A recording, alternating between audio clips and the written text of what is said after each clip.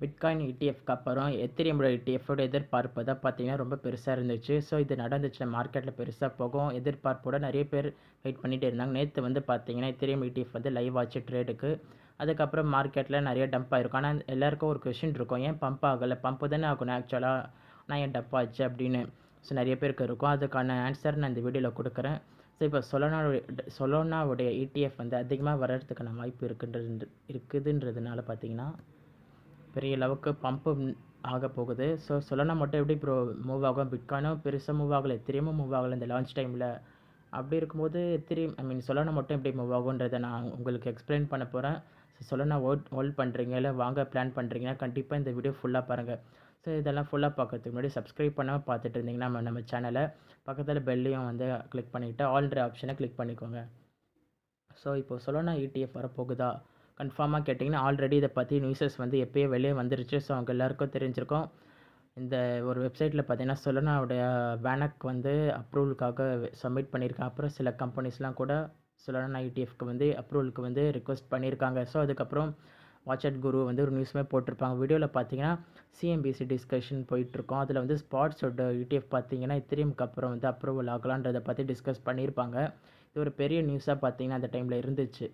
So என்ன bro நான் சொலோனா வாங்கி ஹோல்ட் பண்ணலாமா, இப்போ வாங்கி ஹோல்டு பண்ணனா இடிஎஃப் வரும்போது பயங்கரமாக பம்ப் ஆகுமான்னு கேட்டிங்கன்னா இடிஎஃப் லைவ் ஆகிறதுக்கு முன்னாடி பார்த்தீங்கன்னா சொலோனா வந்து பெரிய அளவுக்கு பம்ப் ஆக தான் வாய்ப்புகள் இருக்குது. ஸோ இப்போ எத்திரியம் பார்த்துருப்பீங்க, எத்திரியம் இடிஎஃப் வரப்போகுதுன்னு சொல்லும்போது பார்த்தீங்கன்னா அதுக்கான 5 பண்ணியிருக்காங்கன்னும் போது பயங்கரமாக வந்து பம்ப் ஆக ஆரம்பிச்சிது. அதுக்கப்புறம் ஒரு லெவல் மேலே பார்த்தீங்கன்னா நல்லாவே மேலே போயிட்டே இருந்துச்சு. ஸோ நேற்று வந்து பார்த்தீங்கன்னா ட்ரேடிங்குமே வந்து லைவ் ஆச்சு. ஆனால் மார்க்கெட்டில் அது பம்ப் ஆகலை பெரிய அளவுக்கு, ஓரளவுக்கு மேலே போய்ட்டு திரும்ப பார்த்தீங்கன்னா கீழே தான் இறங்கியிருக்கு. இதுக்கு காரணம் என்னென்னு பார்த்தீங்கன்னா இந்த நியூஸை வச்சு ஸ்டார்டிங்லேயே பார்த்தீங்கன்னா ரன் பைட் பண்ணிடுறாங்க. என்றைக்கு லைவாக அந்த விஷயம் நடக்குதோ அன்றைக்கி செல் பண்ணிடுறாங்க. இந்த மாதிரி தான் பண்ணிகிட்ருக்காங்க. இதே தான் பிட்காயினுக்கும் நடந்துச்சு. ஆனால் அதுக்கப்புறம் பிட்காயின் கவனிச்சிங்கன்னா தெரிஞ்சிருக்கும். பிட்காயின் அகைன் 48 to 42,000 இங்கே இருந்துச்சுன்னு நினைக்கிறேன் அந்த டைம் பீரியடில். பிடிசி அதுக்கப்புறம் படிப்படியாக மேலே போச்சு, நியூ ஆல் டைம் ஹைன்றது செட் பண்ணுச்சு. ஸோ அதே தான் பார்த்தீங்கன்னா எத்திரியமாக செட் பண்ணுறதுக்கு வாய்ப்புகள் இருக்குது. இப்போ கொஞ்ச நாளைக்கு இப்படி தான் மார்க்கெட் இருக்கும். ஸ்டெப்பாக தான் மேலே மார்க்கெட் போகும். அப்போ எத்திரியுமே $5,000 கிட்ட போகிறதுக்கு சான்சஸ் இருக்குது. ஸோ இப்போ சொலோனாக்கு எப்படி நடக்கும்னு கேட்டிங்கன்னா என்னுடைய பார்த்து அண்டர்ஸ்டாண்ட் பண்ண விஷயத்தை மட்டும் நான் சொல்கிறேன். இப்போ அடுத்து சொலோனா பற்றி தான் பேச ஆரம்பிப்பாங்க. நீங்கள் பாருங்கள், சொலோனா பற்றி தான் எல்லா இடத்துலையும் பேச ஆரம்பிப்பாங்க. அப்படி பேச ஸ்டார்ட் பண்ணாங்கன்னா சொலோனா கொஞ்சம் கொஞ்சமாக மேலே ஏற்ற ஆரம்பிப்பாங்க. அப்படி பார்க்குறப்ப $350 இருக்கும், எடுத்துகிட்டு போக சான்சஸ் இருக்குது. பட் என்னுடைய ஒரு ப்ரெடிக்ஷன் வந்து பார்த்தீங்கன்னா நான் எப்படி அனலைஸ் பண்ணுறேனோ அந்தபடி உங்களுக்கு நான் பண்ணி காமிக்கிறேன் எவ்வளோ தூரம் போகும்னு. பட் சொலோனா பொறுத்த வரைக்கும் அடுத்தடுத்து வரக்கூடிய நாட்களை இதை பற்றின நியூஸஸ் வெளில வரும்போது படிப்படியாக இது மேலே தான் பார்ப்பாங்க. ஸோ நல்ல ஐப்பாய் கம்ப்ளீட்டாக வரப்போகுதுன்னு தெரிஞ்சிருச்சு அப்படின்னா கண்டிப்பாக ஒரு ஐக்கை வந்து இந்த எடுத்துகிட்டு போயிடுவாங்க. ஸோ ஹோல்ட் பண்ணுறவங்க அப்படியே வந்து ஹோல்ட் பண்ணுங்கள். ஏன்னா சொலோனா ஆல்ரெடி நம்ம ரொம்ப கம்மியான ப்ரைஸில் வாங்கியிருக்கோம். $8 வந்து நம்ம வாங்கியிருக்கோம், $12 வாங்கியிருக்கோம், $24 வாங்கியிருக்கோம், $18 வாங்கியிருக்கோம். இந்த இடத்துல நான் வீடியோ வந்து மேக் பண்ணியிருக்கேன். ஸ்டில் சொலோனா அப்படியே தான் ஹோல்ட் பண்ணிகிட்டு இருக்கேன். நீங்கள் அப்படியே ஹோல்ட் பண்ணுங்கள், நல்லாவே வந்து மேலே போகும். அந்த டைமில் நீங்கள் ப்ராஃபிட்டை புக் பண்ணிக்கோங்க.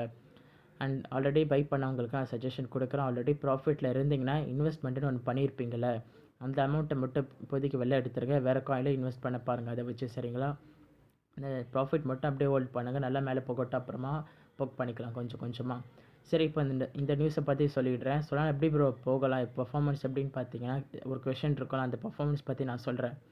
ஆக்சுவலாக இப்போதைக்கு நான் வந்து பார்த்தீங்கன்னா ஒரு பேட்டர்ன் படி க்ரியேட் பண்ணிகிட்ருக்கேன். இந்த பேட்டர்ன் படி நான் அப்படியே மேலே தான் போகணும். ஆல்ரெடி பிரேக் அவுட்டு நடந்துருச்சு. ஸோ பண்ணி இப்போ ரீடெஸ்ட்டுமே பண்ணியிருக்கு. ஸோ பேட்டர்ன் பார்த்தீங்கன்னா உங்களுக்கு கிளியராக வந்து அண்டர்ஸ்டாண்ட் ஆகும். ஸோ இங்கே பார்த்தீங்கன்னா ஒரு ரீடெஸ்ட் வந்து கம்ப்ளீட் ஆகிருக்கு. இந்த இடத்துல பார்த்தீங்கன்னா இந்த பேட்டர்ன் படி சொல்லனா மேலே தான் போய் ஆகணும். இப்போதைக்கு என்ன பேட்டர்ன் நம்ம எக்ஸ்பெக்டேஷன் பார்த்தீங்கன்னா நடந்திருக்கு. ஸோ என்னுடைய எக்ஸ்பெக்டேஷன் எப்படி இருக்கும்னா அதுக்கு முன்னாடி எவ்வளோ தூரம் போகலான்றதை நான் காமிக்கிறேன். எப்பயுமே ஒரு ப்ரீவியஸ்லேருந்து ஒரு விஷயத்தை பார்ப்போம். அப்படி இருக்கும்போது ஒரு ஹை எங்கேருந்து ஸ்டார்ட் ஆகிருக்குன்னு பார்க்கும்போது இந்த இடத்துலேருந்து ஒரு லாங் ஹைன்றது ஒரு கொடுத்துருக்கு. ஸோ அப்போது இந்த இடத்த நான் மார்க் பண்ணி ஜஸ்ட் என்னோடய ப்ரெடிக்ஷன் தான். நான் அப்படி தான் யோசிப்பேன் நிறைய டைம் வந்து ப்ரீவியஸாக இவ்வளோ பம்பாக இருக்குன்றதுனால. ஸோ ஒரு பேட்டர்ன் பம்பாக பிரேக் ஆகி எவ்வளோ தூரம் பம்ப் ஆச்சோ அதே மாதிரி இங்கே பம்ப் ஆகலான்றதை நான் எக்ஸ்பெக்ட் பண்ணுவேன். அதை தான் ட்ரா பண்ணுறேன். ஸோ 113 அப்படின்றது நார்மலாக ஜஸ்ட் இங்கேருந்து அதே ரேஞ்சை வரைஞ்சோம் அப்படின்னா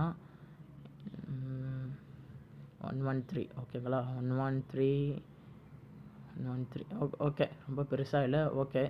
எவ்வளோ பார்த்தீங்கன்னா $366. இது ரீசென்ட் தான்.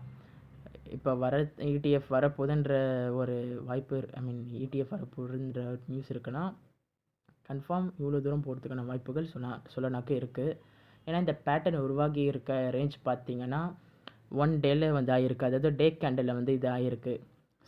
ஸோ இதில் கிடையாது. டே கேண்டில்னும் போது கொஞ்சம் நல்ல எஃபெக்டிவான மூவ் வந்து இருக்கும். ஆனால் இது உடனே நடக்குமான்னு கேட்டிங்கன்னா கிடையாது. படிப்படியாக மேலே வந்து போகிறதுக்கு சான்சஸ் இருக்குது. இல்லை இதை அப்படியே எடுத்துகிட்டு ஜஸ்ட் ட்ராக் பண்ணி இங்கே வச்சேன்னா இவ்வளோ தூரன்றதை நான் அப்படி பார்க்குறேன். ஒரு $288. ஓகே, இதுவுமே ரீசனபிள் தான். ரெண்டுமே ரீசனாக தான் இருக்குது. கன்ஃபார்ம் சொல்லனா இந்த ரேஞ்சுக்கு போகிறதுக்கு நிறைய பொட்டென்ஷியல் இருக்க காயின் தான். ஸோ இதே ஹை இங்கே நடந்துச்சுன்னா ஒரு 64% வந்து பம்ப் ஆகலாம். அப்படி ஆச்சுன்னா $284 வரைக்கும் நம்ம சொல்லலாம் எக்ஸ்பெக்ட் பண்ணலாம். இந்த இயர் எண்டுக்குள்ளே இன்கேஸ் இந்த நியூஸ் வந்து இந்த இயர் எண்டுக்குள்ளே வந்துடுச்சுன்னா அது அடுத்த வாரம் பேட்டர்ன் க்ரியேட் பண்ணி நல்லாவே மேலே கொண்டு போய் அந்த இடத்துல ட்ராவல் ஆகிட்டு இருக்கும். அந்த நேரத்தில் போது அந்த நியூஸ் வந்துச்சுன்னா $300 இருக்குமா, நம்ம ஒரு $400 கிட்ட கூட சொல்லலாம் எதிர்பார்க்கலாம் அந்த டைமில். பட் இந்த இயர்க்குள்ளே அப்ரூவல் ஆகிடும்னு நிறைய பேர் பேசிகிட்டு இருக்காங்க. எனக்கு தெரிஞ்ச வரைக்கும் இந்த இயர் எண்டுக்குள்ளே ஆகிறதுக்கான ஒரு பாசிபிலிட்டிஸ் தான் இருக்குது.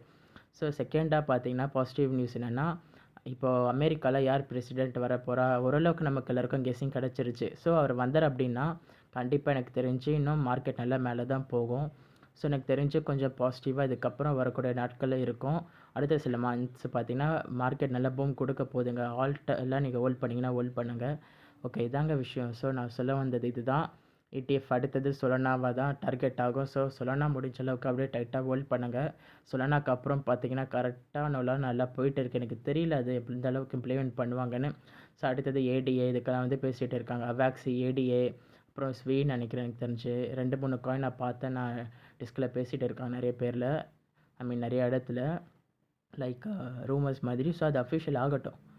ஆனதுக்கப்புறம் நம்ம பேசிக்கலாம். இப்போ மெயினாக அடுத்து யாரை டார்கெட் பண்ணுறாங்கன்னா சொலானாவை தான்.